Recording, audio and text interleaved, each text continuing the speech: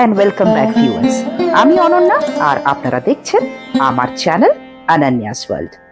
এই ভিডিওতে আমি আপনাদেরকে নিয়ে চলে যাব দেবভূমি উত্তরাখণ্ডের কুমায়ুন অঞ্চলে বিভিন্ন জায়গায়, যার মধ্যে রয়েছে মুন্সিয়ারি, কৌশানি আর আমাদের অতি প্রিয় নৈনিতাল। সুতরাং সঙ্গে থাকুন আর দেখতে থাকুন এই ভিডিওটা শেষ পর্যন্ত।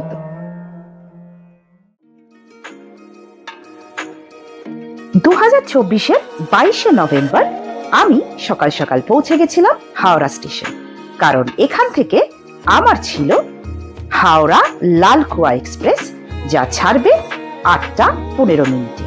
বলে রাখি, কুমায়ুন অঞ্চল যাওয়ার জন্য আপনাদেরকে পৌঁছতে হবে ট্রেনে করে কাঠগোদাম বা লালকুয়া। কাঠগোদাম যাওয়ার জন্য রয়েছে বাগ এক্সপ্রেস, যা সপ্তাহে প্রত্যেক দিন চলে, এবং এছাড়া রয়েছে লালকুয়া এক্সপ্রেস, যেটি একটি উইকলি ট্রেন এবং এটি প্রত্যেক শুক্রবার সকাল 8টা 15-য় হাওড়া থেকে রওনা দেয় লালকুয়ার উদ্দেশ্যে। তো আমরা লালকুয়ার উদ্দেশ্যে এই ট্রেনে করে রওনা দিয়ে দিলাম কুমায়ুনে।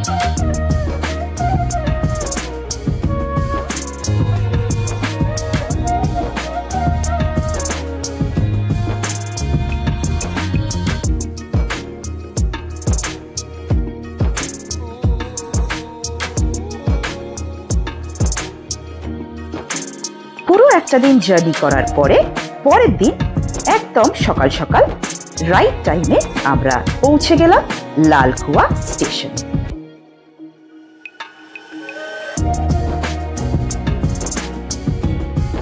লালকুয়া স্টেশনে নেমে আমরা ধীরে ধীরে এগোতে লাগলাম স্টেশনের লাগোয়া পার্কিং এরিয়া, কারণ সেখানে দাঁড়িয়ে ছিল আমাদের ট্রাভেল এজেন্টের অ্যারেঞ্জ করা গাড়ি, এবং এই গাড়ি করে আমরা কুমায়ুনের বিভিন্ন অঞ্চল ঘুরে দেখব। তো প্রথমেই পার্কিংয়ে গিয়ে লাগেজ লোড করা হলো গাড়িতে, এবং আমরা এই ফাঁকে 1 কাপ করে গরম গরম চা খেয়ে নিলাম। লাগেজ লোড হয়ে যাওয়ার পরে আমরা রওনা দিয়ে দিলাম লালকুয়া থেকে আমাদের প্রথম গন্তব্য আলমোড়ার উদ্দেশ্যে।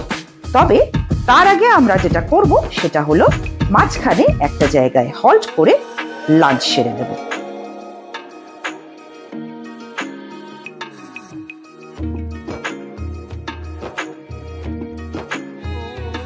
আর যেখানে আমরা হল্ট করলাম সেটা হলো কাঠগোদাম স্টেশনের একদম লাগোয়া একটা রেস্টুরেন্ট, যার নাম বাওয়ার্চি। রেস্টুরেন্টের লোকেশনটা কিন্তু দারুণ, কারণ এখানে রয়েছে একটা ওপেন টেরেস, যেখান থেকে আপনি সরাসরি দেখতে পাবেন কাঠগোদাম স্টেশন।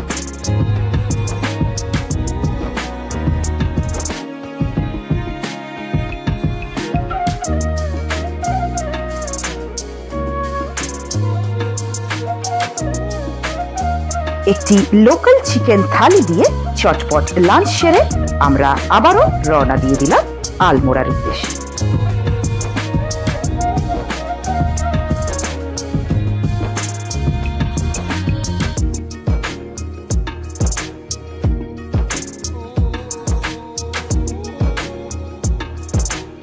পথে দেখতে পেলাম ক্যাঁচি ধাম, যা নিম কারলি বাবার আশ্রম নামে বেশি বিখ্যাত। এবং এটি কেন বিখ্যাত হয়েছে জানেন? কারণ এখানে এসেছিল বিরাট কোহলি এবং অনুষ্কা শর্মা, এবং তারা আসার পর থেকে এই ধামটি আরো বেশি করে জনপ্রিয় হয়ে উঠেছিল। আমরা যদিও এই ক্যাঁচি ধামে কোনো হল্ট দিইনি, বাস থেকে এই ধামের দর্শন করলাম আমরা। এরপরে একটা দারুণ সুন্দর পাহাড়ি পথ ধরে আমরা বিকেলের মধ্যেই পৌঁছে গেলাম আলমোড়া। এবং আলমোড়াতে আমরা ছিলাম হোটেল হিমসাগরে, যা আলমোড়া বাজারে একেবারে সংলগ্ন এলাকায়। এবং এই হোটেল হিমসাগরের আরেকটি বৈশিষ্ট্য হলো এটি টেরেস, যেটা আমি আপনাদেরকে একটু পরে দেখাচ্ছি। তার আগে চলুন আপনাদেরকে দেখিয়ে দিই আমার এই হোটেলের অ্যালটেড রুম।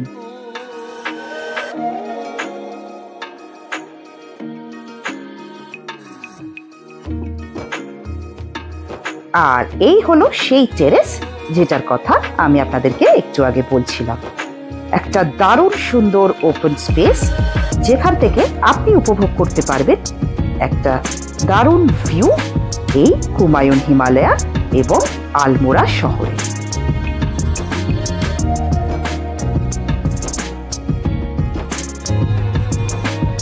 রুমে চেক ইন করে একটু ফ্রেশ হয়ে আমি বেরিয়ে পড়লাম আলমোড়া বাজার ঘুরে দেখতে, এবং প্রথমেই চলে গেলাম এখানের একটি বিখ্যাত মিষ্টির দোকান খিমসিংয়ে, কারণ সেখানে পাওয়া যায় এই হুমায়ুন অঞ্চলের বিখ্যাত মিষ্টি বালমিঠাই। এবং আমার বহুদিনের ইচ্ছে ছিল যে এই খিমসিং থেকে বালমিঠাই ট্রাই করব, কারণ বলা হয় এই পার্টিকুলার মিষ্টিটা এরাই প্রথম বানিয়েছিল। আমার খেয়ে এত ভালো লাগলো যে আমি সঙ্গে সঙ্গে হাফ কিলো বালমিঠাই নিয়ে নিলাম পার্সেল। তারপর হোটেলে ফিরে চটপট ডিনার সেরে তাড়াতাড়ি শুয়ে পড়লাম, কারণ বেশ টায়ার্ড লাগছিল। এবং এইভাবেই শেষ হয়ে গেল আমাদের হুমায়ুনের ডে 1।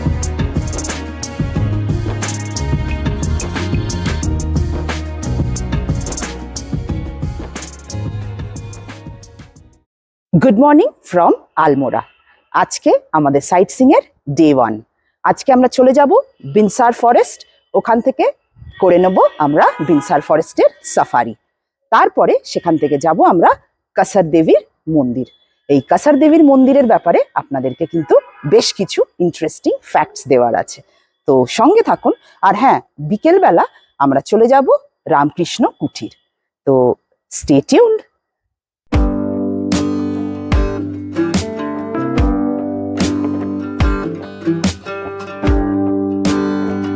এই বিনসার ফরেস্ট মূলত পাখিদের জন্যই বিখ্যাত, যদিও আরো অনেক জীবজন্তু দেখা যায়, তবে মোস্টলি টুরিস্টরা এখানে আসেন বার্ড ওয়াচিং এর জন্য। মেন যে চেকপোস্ট, সেই চেকপোস্ট থেকে আপনারা গাড়ি নিয়ে আরো 10 কিলোমিটার ফরেস্টের মধ্যে যেতে পারবেন, এবং সেখানে রয়েছে একটি KMVN এর গেস্ট হাউস, যেটা আমি আপনাদেরকে পরে দেখাচ্ছি। তবে এই 10 কিলোমিটার যাওয়ার পরে আপনাদেরকে গাড়ি এক জায়গায় পার্ক করে দিতে হবে, এবং তারপরে আরো 1.5-2 কিলোমিটার আপনাকে ট্রেক করে তবে আপনি পৌঁছতে পারবেন বিনসার ফরেস্টের মূল আকর্ষণ, যা হলো 0 পয়েন্ট। এবং এই 0 পয়েন্ট থেকে দেখা যায় হুমায়ুন রেঞ্জের একটা অপূর্ব সুন্দর দৃশ্য। আর এই হলো 0 পয়েন্টের ওয়াচ টাওয়ার। এই ওয়াচ টাওয়ার থেকে আমরা দেখব হুমায়ুন হিমালয়াস।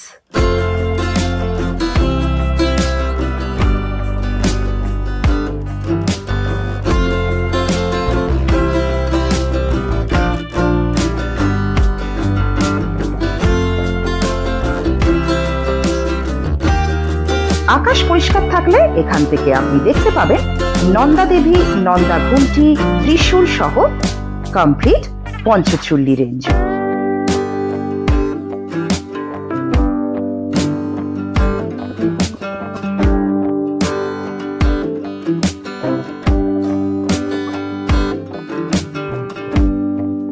আর এই হলো KMVN এর সেই গেস্ট হাউস। এই KMVN এর গেস্ট হাউসও আপনি অনায়াসে বুক করতে পারবেন KMVN এর সাইট থেকে। এবং এই পার্টিকুলার বিনসারের KMVN গেস্ট হাউসটা ফেমাস, কারণ এদের রয়েছে নিজস্ব একটা ভিউইং টেরেস, যেখান থেকে আপনারা দেখতে পাবেন এই হুমায়ুন হিমালয়াজের একটা অসাধারণ সুন্দর দৃশ্য 0 পয়েন্টে না গিয়ে। তো চলুন সেই টেরেসটা আপনাদেরকে একবার দেখিয়ে দিই।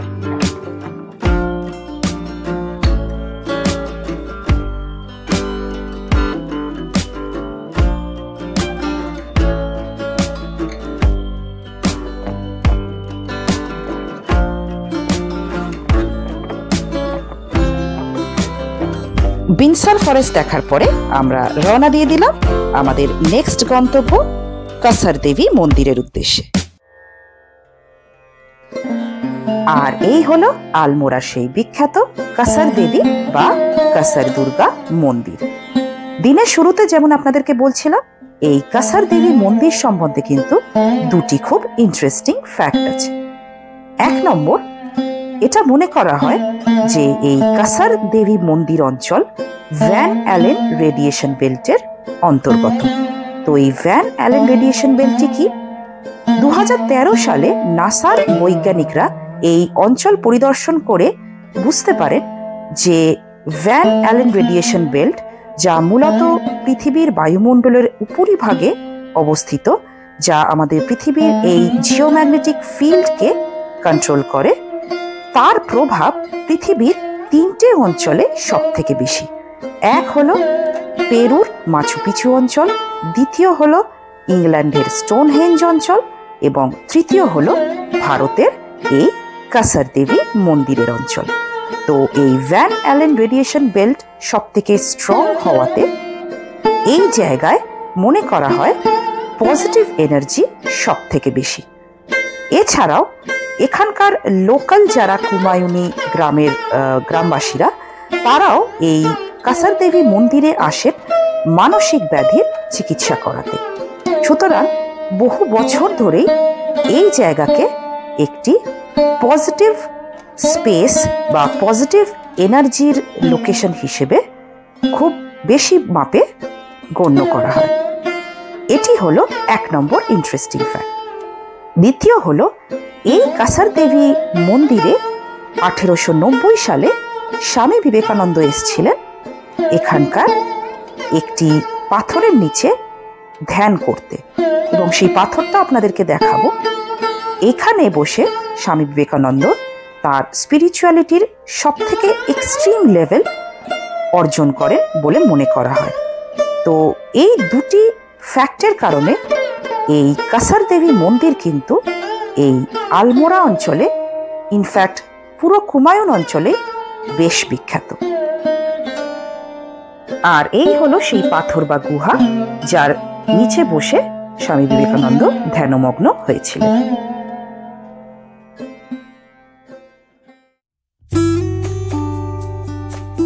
কাসার দেবী মন্দির দেখে আমরা আবার ফেরত চলে এলাম আমাদের আলমোড়ার হোটেলে, এবং হোটেলে বসে আমরা আমাদের লাঞ্চ সেরে নিলাম,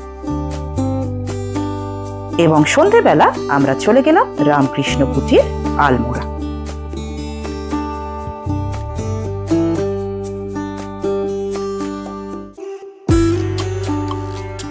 এই রামকৃষ্ণ কুটিরের প্রেয়ার হলে বেশ কিছুক্ষণ শান্ত পরিবেশে সময় কাটিয়ে আমরা আমাদের আজকের দিন এখানেই শেষ করলাম। Welcome to day 2 of Kumaon trip. আজকে আমরা আলমোড়া থেকে বেরিয়ে যাচ্ছি এবং চলে যাচ্ছি লোহাঘাটের উদ্দেশ্যে। তবে পথে আমরা দুটো সাইট সিইং করব। এক হচ্ছে চৈতাই গলু দেবতার মন্দির, যেটাকে ঘণ্টা মন্দিরও বলা হয়, এবং জাগেশ্বর ধাম। আর হ্যাঁ, লোহাঘাট পৌঁছে আমরা বিকেলবেলা দেখে নেব খুবই বিখ্যাত মায়াবতীর আশ্রম। সঙ্গে থাকুন। প্ল্যান অনুযায়ী প্রথমেই আমরা চলে এলাম চৈতাই গলু দেবতার মন্দিরে, এবং আপনাদেরকে যেরকম বলছিলাম, এই মন্দিরকে ঘণ্টা মন্দির নামেও ডাকা হয়, কারণ দেখতেই পাচ্ছেন মন্দিরের এই অঞ্চলে চারিদিকে রয়েছে অজস্র ঘণ্টা। মনে করা হয় যে এই মন্দিরে এসে আপনি যদি আপনার মনস্কামনা একটি কাগজে লিখে ঘণ্টার সাথে বেঁধে দেন, তাহলে আপনার মনস্কামনা পূর্ণ হয়ে যাবে। সুতরাং বহু মানুষ বহু জায়গা থেকে এসে নিজেদের মনস্কামনা, উইশ এরকম ভাবে কাগজে লিখে ছোট বড় বিভিন্ন সাইজের ঘণ্টার সাথে বেঁধে রেখে যান, এবং মনস্কামনা পূর্ণ হয়ে গেলে সেই ঘণ্টা খুলে বাড়ি নিয়ে যান।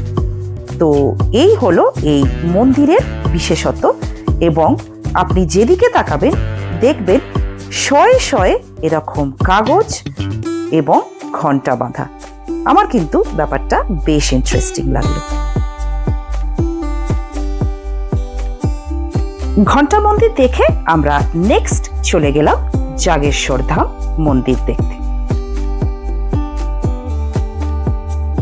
এই জাগেশ্বর ধাম মন্দির চত্বরে রয়েছে 125টি ছোট বড় মন্দির, যা মনে করা হয় 7th থেকে 14th সেঞ্চুরির মধ্যে নির্মাণ করা হয়েছে। এর মধ্যে বেশ কিছু মন্দির পরিত্যক্ত হলেও কিছু মন্দিরে আজও পুজো অর্চনা করা হয়।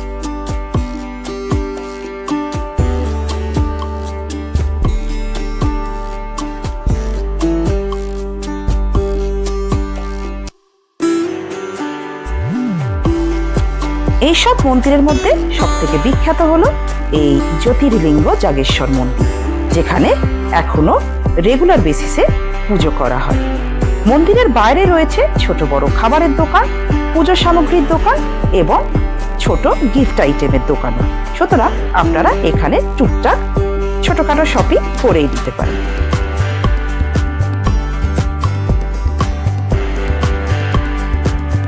জাগেশ্বর ধাম দেখে আমরা ফাইনালি রওনা দিয়ে দিলাম লোহাঘাটের উদ্দেশ্যে এবং পথে দেখে নিলাম একটা দারুণ সুন্দর পাইন ফরেস্ট।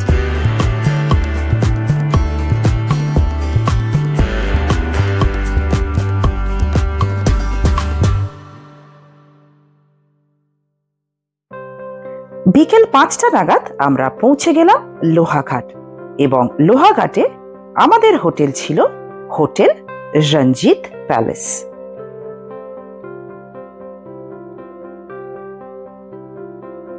আর এই হলো লোহাঘাটের রঞ্জিত প্যালেসে আমার অ্যালট করা room.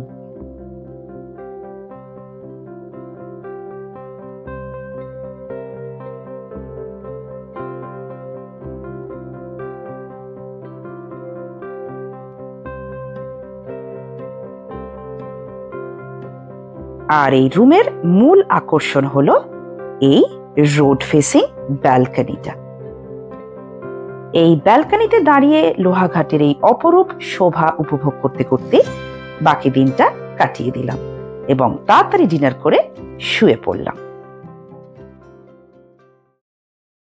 Welcome to day 3 of Kumaon trip. আজকে আমরা লোহাঘাট থেকে চলে যাব পাতাল ভুবনেশ্বর।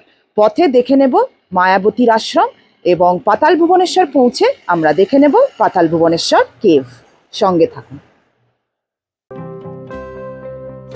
সকাল সকাল ব্রেকফাস্ট সেরে আমরা রওনা দিয়ে দিলাম মায়াবতীর আশ্রমের উদ্দেশ্যে। পাহাড়ের চূড়ায় অবস্থিত এই মায়াবতী বা অদ্বৈত আশ্রম 1899 খ্রিস্টাব্দে নির্মাণ করেন স্বামী বিবেকানন্দের 2 শিষ্য জেমস হেনরি সেভিয়ার এবং ওনার স্ত্রী শার্লট সেভিয়ার। এই আশ্রমে অদ্বৈত বেদান্তের চর্চা করা হয়।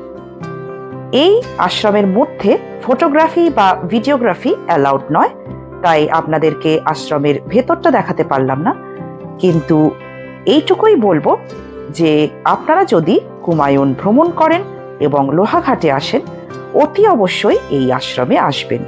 এক অপার শান্তি অনুভব করবেন এই আশ্রমে এসে। মায়াবতী আশ্রম দেখেই লাঞ্চের আগেই আমরা পৌঁছে গেলাম পাতাল ভুবনেশ্বর। আর এই হলো আমাদের পাতাল ভুবনেশ্বরের রিসর্ট।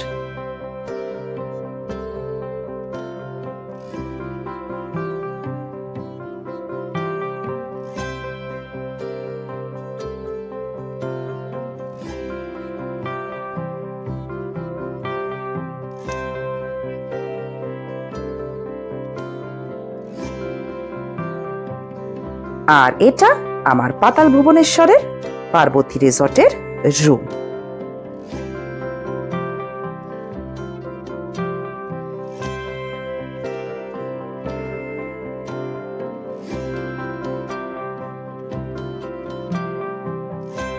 রিসর্টে পৌঁছে লাঞ্চ সেরে আমরা পৌঁছে গেলাম পাতাল ভুবনেশ্বর কেভ দর্শন করতে।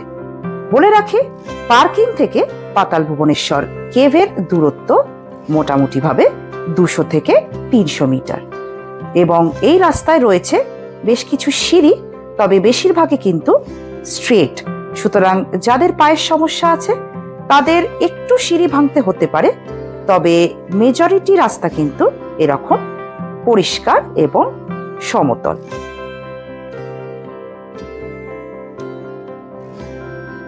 মনে করা হয় এই পাতাল ভুবনেশ্বর কেভ যারা দর্শন করবেন তাদের আর 4 ধাম যাত্রা করার প্রয়োজন নেই, কারণ এই 90 ফুট গভীর কেভের মধ্যে বিরাজমান রয়েছেন হিন্দু ধর্মের সকল 33 কোটি দেবতা।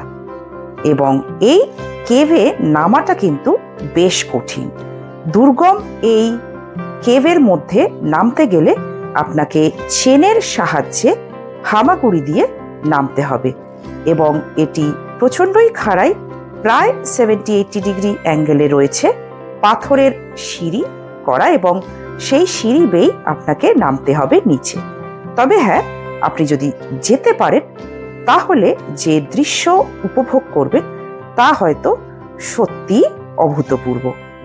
আপনি ভগবান বিশ্বাস করেন কি না করেন, আপনার মনে ভক্তি থাক কি না থাক, অন্তত এইটুকু বলতে পারি, যদি আর কিছু না হোক একটা থ্রিলিং এক্সপিরিয়েন্স অর্জন করতে চান তো অতি অবশ্যই এই কেভে কিন্তু নামা অনিবার্য। তবে হ্যাঁ, এখানে একা নামা যায় না, গাইড নিয়েই তবে নামতে হয়। পাতাল ভুবনেশ্বর কেভ দেখে আসার পরে বাকি দিনটা আমরা রেজর্ট থেকে এই অপরূপ শোভা উপভোগ করতে করতে দিনটা শেষ করে দিলাম।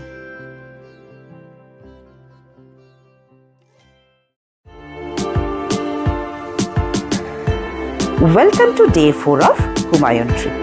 আজকে আমরা পাতাল ভুবনেশ্বর থেকে চলে যাব মুন্সিয়ারিতে এবং পথে দেখে নেব বীরথি ওয়াটারফলস এবং কালামুনি টপ।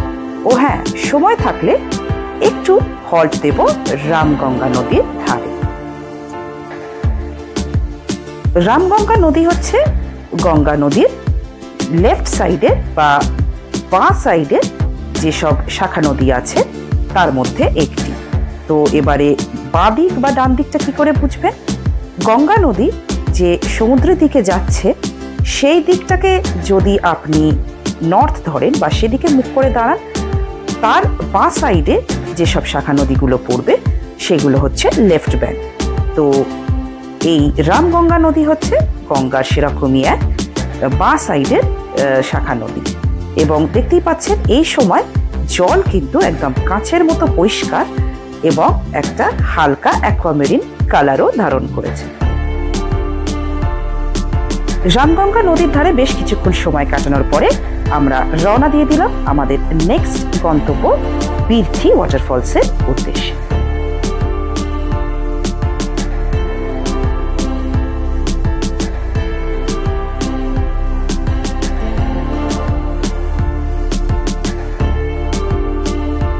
আর এই হলো বীরথি ফলস। আমরা যদিও রাস্তার ধার থেকেই ফলসটা দেখেছি, তবে এখান থেকে আপনি কিছুটা ট্রেক করে যে অরিজিনাল বা আসল ফলসটা সেটাও দেখতে পারেন। বলা হয় এই ফলসটা 400 ফিট হাইট এবং বর্ষাকালে এর একটা অপরূপ সুন্দর দৃশ্য অনুভব করা যায়। তো আমরা এখানে বেশিক্ষণ টাইম কাটাইনি, কিছুক্ষণ এই ফলসের পাশে হল্ট করে ফলসটার কিছু ফটো তুলে বা ভিডিও করে রওনা দিয়ে দিয়েছি আমাদের নেক্সট স্পট কালামুনি টপে। কালামুনি টপেও বিশেষ কিছু দেখার নেই, রয়েছে একটি মন্দির। সেই মন্দির দর্শন করে আমরা ডাইরেক্ট চলে গেলাম আমাদের মুন্সিয়ারির হোটেলে।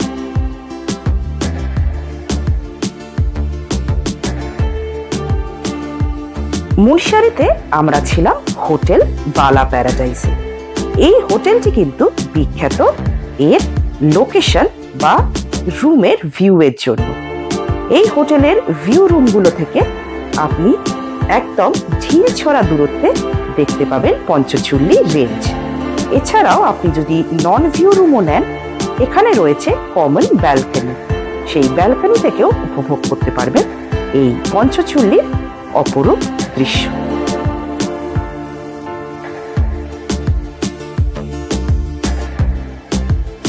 আর এই হলো হোটেল বালা প্যারাডাইসে আমার অ্যালট করা রুম, এবং লাকিলি লটারির মাধ্যমে পেলেও আমি পেয়েছিলাম একটা মাউন্টেন ভিউ রুম।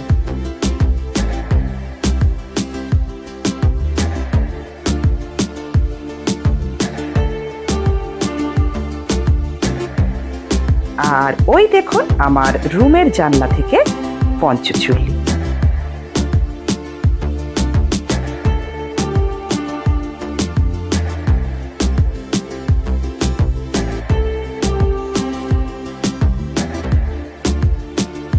আর এই হলো পঞ্চচুল্লির সব থেকে বড় শৃঙ্গ ভীমচুল্লি। পরের দিন সকালে আমরা একটু লেটে উঠে একটু লেটে ব্রেকফাস্ট করে ধীরে সুস্থে রওনা দিয়ে দিলাম আমাদের আজকের দিনের একমাত্র সাইট সিইং স্পট নন্দা দেবীর মন্দির এবং ভিউ পয়েন্ট। এই ঝকঝকে একটা শীতের সকালে এরকম অপরূপ দৃশ্য উপভোগ করতে করতে, রোদ পোহাতে পোহাতে, গল্প করতে করতে আমরা এই নন্দা দেবী মন্দির চত্বরে বেশ কিছুক্ষণ সময় কাটিয়ে লাঞ্চের আগে ফিরে গেলাম হোটেলে। তারপর লাঞ্চ সেরে আমাদের বাকি দিনটা ছিল রেস্ট ডে। সুতরাং আজকে আমরা সবাই বেশ একটু রিল্যাক্সড মুডে আনন্দ করে বাকি দিনটা কাটিয়ে দিলাম এবং তাড়াতাড়ি ডিনার করে শুয়ে পড়লাম। Welcome to day 6 of Kumaon trip. আজকের দিনে আমাদের কিন্তু কোনো সাইট সিইং ছিল না, কারণ মুন্সিয়ারি থেকে কৌশানীর পথটা কিন্তু বেশ অনেকটা লম্বা। সুতরাং আমরা সকালবেলা ব্রেকফাস্ট সেরে মুন্সিয়ারি থেকে বেরিয়ে পড়লাম কৌশানীর উদ্দেশ্যে। মাঝে একটা জায়গায় হল্ট দিয়ে তাড়াতাড়ি লাঞ্চ সেরে আমরা আবার রওনা দিয়ে দিলাম কৌশানীর উদ্দেশ্যে।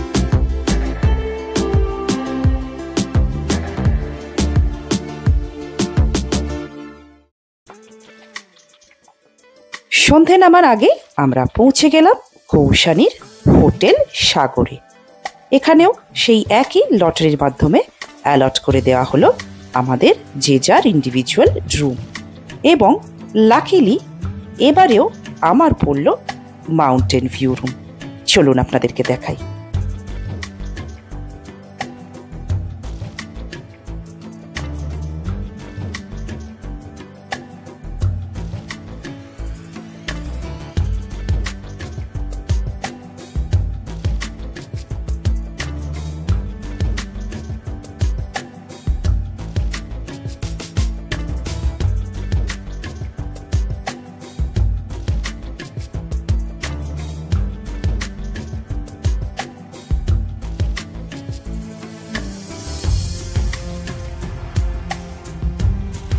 আর এবারে আমার রুমের জানলা থেকে দেখে নিন নন্দা দেবী রেঞ্জ, মানে নন্দা দেবী, নন্দা ঘণ্টি, ত্রিশূল প্রভৃতি। ওই বাঁদিকেরটা হচ্ছে ত্রিশূল এবং এই রাইট সাইডের গুলো নন্দা দেবী, নন্দা ঘণ্টি।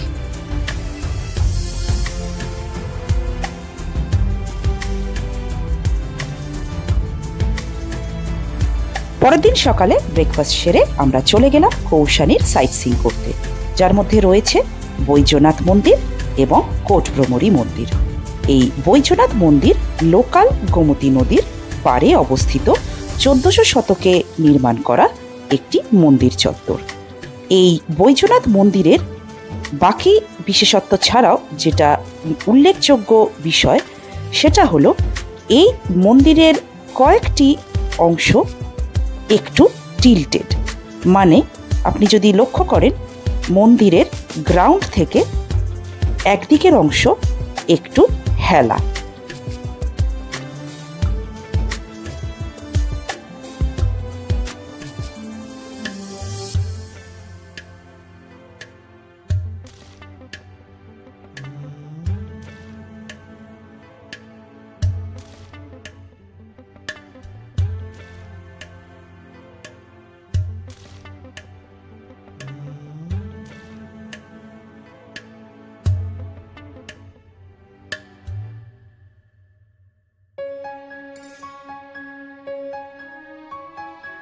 আর এই হলো লোকাল গোমতী নদী।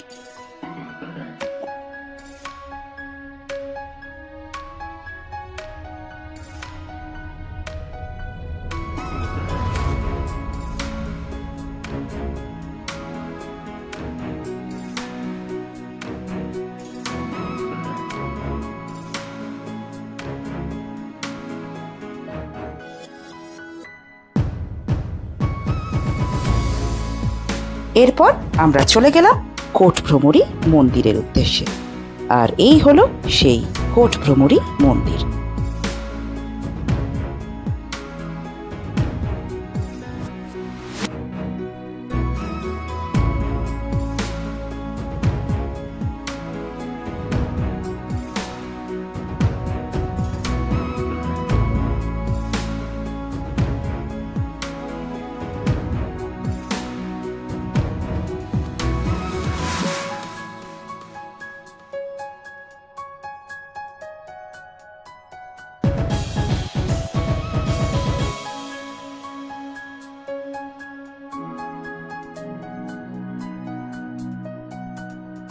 মন্দির ছাড়াও এখানে রয়েছে একটা দারুণ সুন্দর ভিউ পয়েন্ট, যেখান থেকে আবারও আপনি উপভোগ করতে পারবেন নন্দা দেবী এবং ত্রিশূল রেঞ্জ।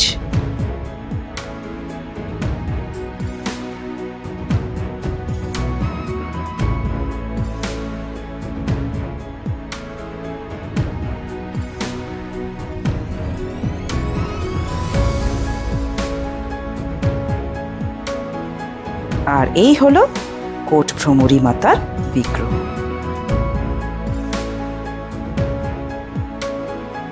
এরপরে আমরা চলে গেলাম কৌশানীর শাল ফ্যাক্টরিতে, যেখানে আমরা দেখে নিলাম এখানকার লোকাল ফুড আইটেম এবং বিভিন্ন ধরনের শীতের পোশাক আশাক এবং শাল এক্সিবিট করা রয়েছে। এছাড়াও রয়েছে একটি ওয়ার্কশপ, যেখানে আপনি নিজের চোখে এক্সপিরিয়েন্স করতে পারবেন শাল বোনা কি করে হয়।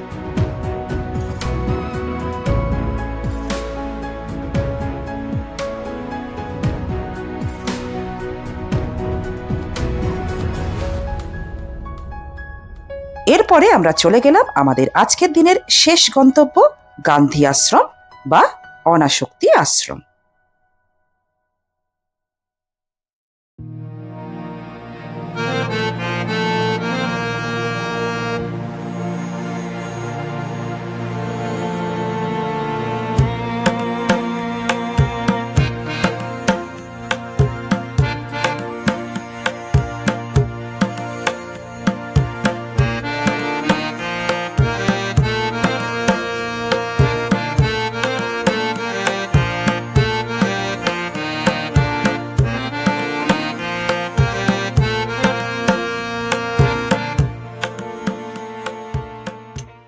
Good morning from Kausani. আজকে আমরা চলে যাব কৌশানী থেকে নৈনিতাল, আমাদের এই ট্রিপের লাস্ট ডেস্টিনেশন। আর হ্যাঁ, পথে দেখে নেব রানীক্ষেত, যেখানে রয়েছে একটা দারুণ সুন্দর গলফ কোর্স। সঙ্গে থাকুন।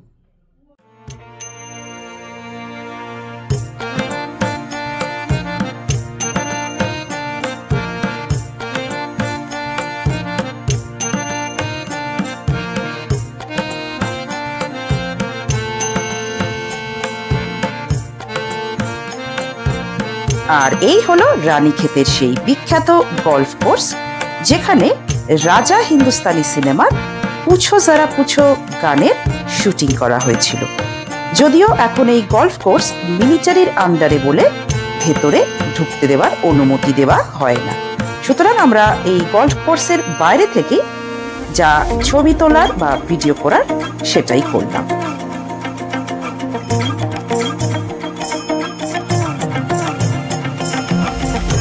রানীক্ষেত থেকে আমরা নৈনিতাল যাওয়ার পথে 2-3 কিলোমিটার আগে একটা জায়গায় হল্ট করলাম, কারণ আমাদের নৈনিতালের হোটেল ছিল একদম মলের মধ্যে।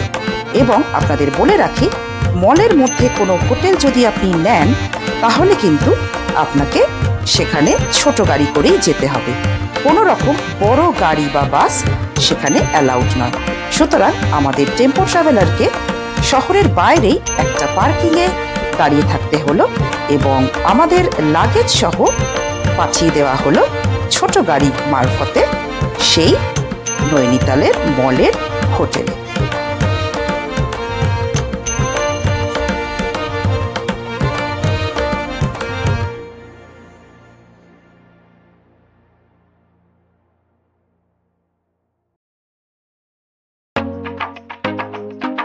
যেরকম বললাম, নৈনিতালে আমাদের হোটেল ছিল হোটেল অ্যাম্বাসাডার, যা হলো নৈনি লেক বা নৈনিতালের মলের একেবারে ওপরে।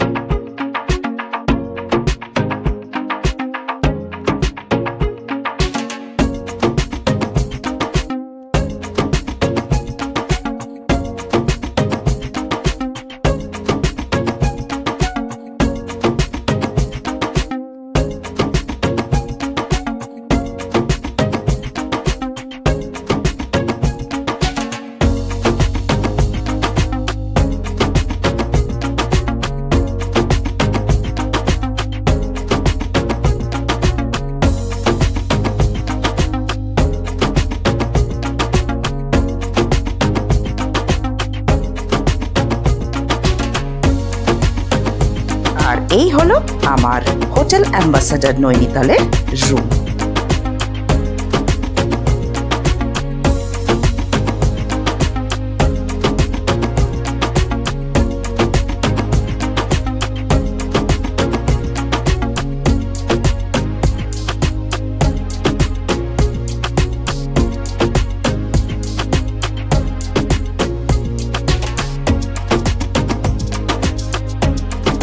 আর এই হলো আমার রুমের লাগোয়া টেরেস। দেখতেই পাচ্ছেন এই টেরেসে দাঁড়িয়েই আপনি পেয়ে যাবেন নৈনিতালের একটা বার্ডস আই ভিউ।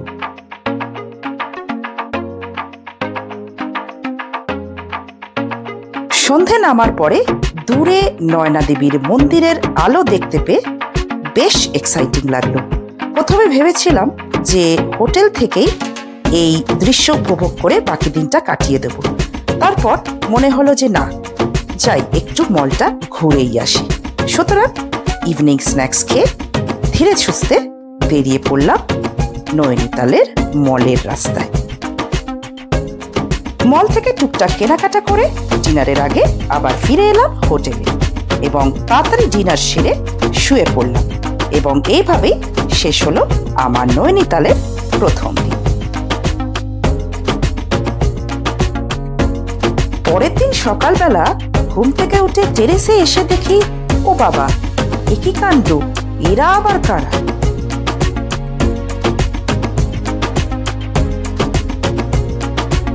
যাই হোক, welcome to day 8 of Humayun trip. একটা সুন্দর ঝকঝকে সকালে আপনাদের সকলকে স্বাগত। বুঝতেই পাচ্ছেন, ঘুম থেকে উঠে এরম একটা দৃশ্য দেখার পরে আর বেশিক্ষণ হোটেলে থাকতে ইচ্ছে করে না।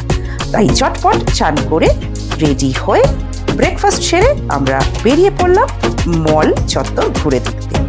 আগের দিন সন্ধ্যেবেলা আমি তাল্লিতালের দিকটা ঘুরে দেখেছিলাম, তাই আজকে চলে এলাম মাল্লিতালের দিকে। বলে রাখি, মলে কিন্তু মাল্লিতালের দিকেই দোকান বেশি। মাল্লিতাল হলো সেই দিকটা যেদিকে রয়েছে নয়না দেবীর মন্দির, সেই বড় গ্রাউন্ড এবং মসজিদ। বলা হয় এই গ্রাউন্ডটা তৈরি হয়েছে নাকি একটা আর্থকোয়েক হওয়ার পরে, এবং বলা হয় একটা আর্থকোয়েক হওয়ায় এই জায়গায় একটি পাহাড় অবস্থিত ছিল, সেইটা নাকি ধসে গিয়ে এই গ্রাউন্ডটা তৈরি হয়েছে। যাই হোক, সত্যি মিথ্যে জানি না, তবে এই গ্রাউন্ডটা কিন্তু বেশ সুন্দর এবং দেখলাম প্রচুর লোকাল ছেলেমেয়েরা এই গ্রাউন্ডে খেলাধুলো করছে। যাই হোক, আমরা এই গ্রাউন্ডের পাশ দিয়ে হাঁটতে হাঁটতে পৌঁছে গেলাম নয়না দেবীর মন্দিরের সামনে।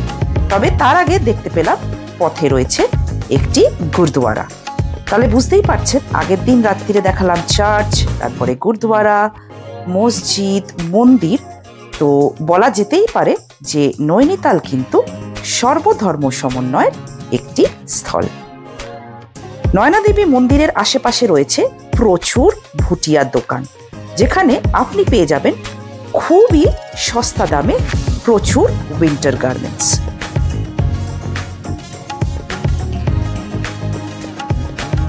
আর এই হলো নয়না দেবীর মন্দির চত্বর। নয়না দেবী দর্শন করার পরই আমরা বোটিং করার উদ্দেশ্যে চলে এলাম এই জিম করবেট স্ট্যান্ডের কাছে। নৈনিতালের বোটিং এর প্রাইস কিন্তু ফিক্সড। বড় চক্কর হলে 420 টাকা এবং ছোট চক্কর হলে 320 টাকা। বড় চক্করটা মোটামুটি 1 ঘন্টার মতো ঘোরায়। যাই হোক, আমরা বড় চক্করের পার্চি কেটে চলে এলাম বোটিং এর স্ট্যান্ডে, যেখানে দেখলাম দাঁড়িয়ে রয়েছে সারি সারি হাতে টানা মানে রোয়িং বোট।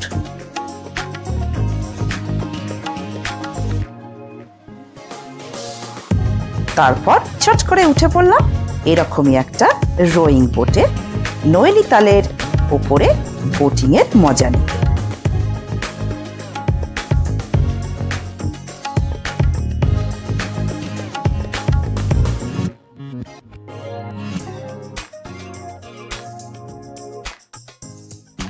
ব্যাস এইভাবেই বোটিং করে, শপিং করে, খেয়ে দিয়ে কাটিয়ে দিলাম নৈনিতালে আমাদের শেষ দিন।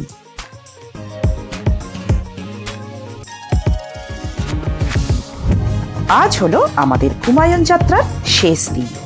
সকালে উঠে আর্লি লাঞ্চ করে নৈনিতালের হোটেল থেকে চেক আউট করে আমরা আবার ছোট গাড়ি করে প্রথমে চলে গেলাম আমাদের বড় গাড়ির স্ট্যান্ডে, দিয়ে সেখান থেকে আবার লাগেজ ট্রান্সফার করে আমরা সেই আমাদের পূর্ব নির্ধারিত বড় গাড়ি করে চলে গেলাম কাঠগোদামের উদ্দেশ্যে। তবে পথে আমাদের ছিল 3টে সাইট সিন। এক হলো ভীমতাল, সাততাল এবং নকুচিয়াতাল। এবং গাড়িতে যেতে যেতে দূরে যেটা দেখতে পাচ্ছেন সেটা হলো গরুড়তাল।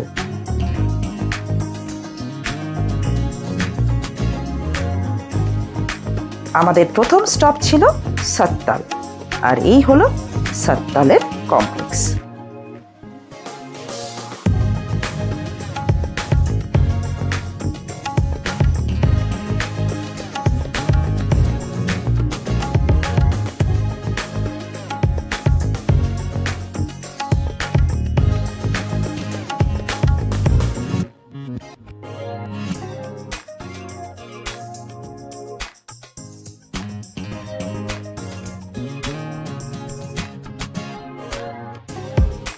এরপর আমাদের নেক্সট স্টপ হলো নকুচিয়াতাল।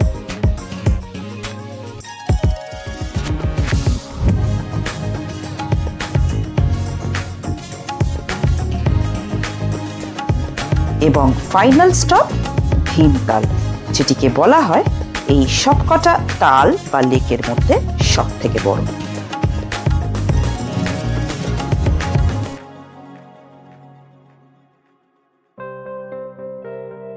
সব সাইট সিইং কমপ্লিট করে ঠিক সন্ধ্যে 6টার সময় আমরা পৌঁছে গেলাম কাঠগোদাম স্টেশন।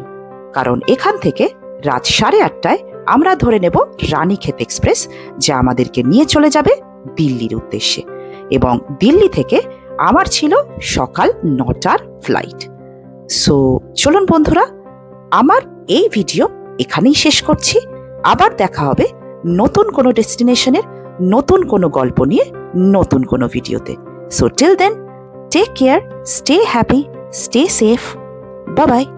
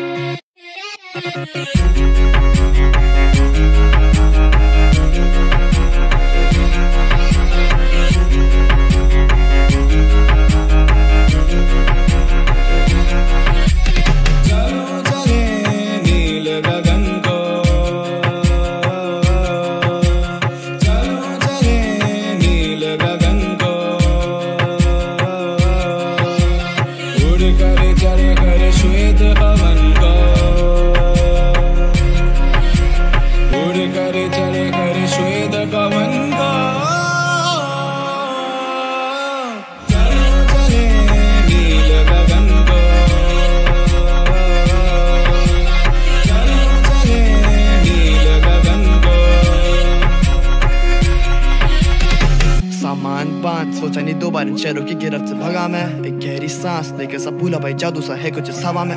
झंझट से दूर हूँ, पड़ोसी की पीटी नहीं सुनी आज। जो करो जो करना नहीं डरना, कुछ अभी भी सोचे क्या सोची की दुनिया। रहने दो या जाना मुझे घर नहीं, इनको विचारों की है जड़ वही। ये जो चमके तारे मेरे पे पूरी रात प्रकृति साथ है वो जो करी